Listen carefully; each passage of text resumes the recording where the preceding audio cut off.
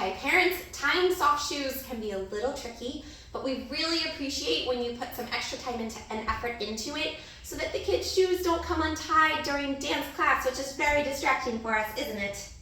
So when you first get your shoes, they are not made with a right-left. However, the very first time that you wear them, they're gonna stretch and form to your foot.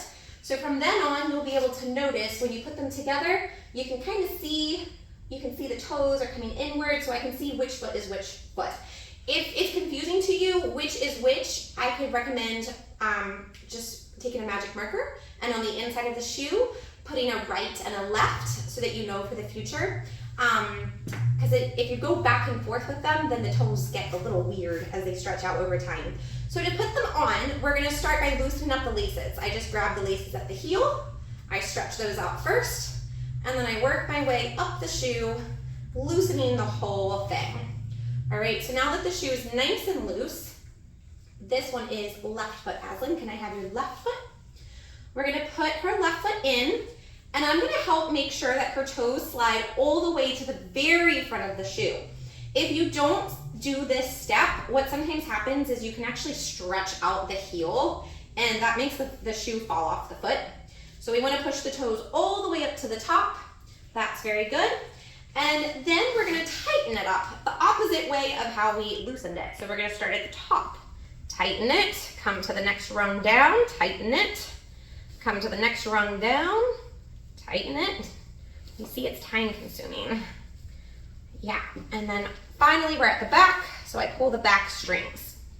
Now it should be tight enough that I can't really stick my finger under the laces. This is an important step that a lot of parents miss.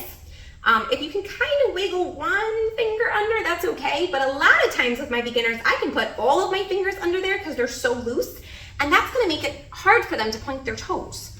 So nice and snug. Now, we have all this extra shoelace. That's just gonna flop everywhere and be super distracting.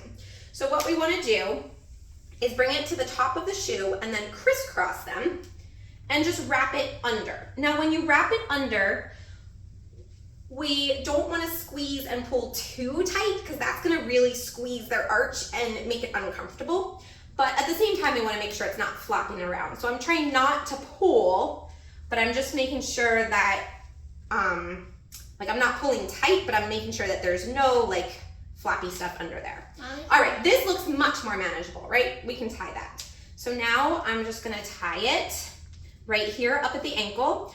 Sometimes if you're in a hurry, you might realize you like tied it in the middle of the foot. That's actually a problem because over time as they're dancing, it will loosen up. So we're gonna tie it right back at the ankle and just a regular bow.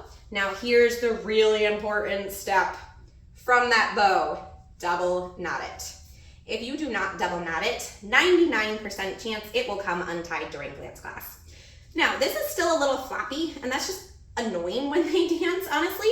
So now I'm gonna take one side and I'm just gonna tuck it in right there. And I'm gonna take this side, I'm just gonna tuck it in. That way it's just not flapping around while she dances. All right, now Aslan, could you stand up? And can we see you point that foot? That foot? Good, all right, so we notice the shoelaces are nice and tight. I can't really put my fingers under there. The bow is double knotted, everything's tucked in, and now we can just see your beautiful pointed toe.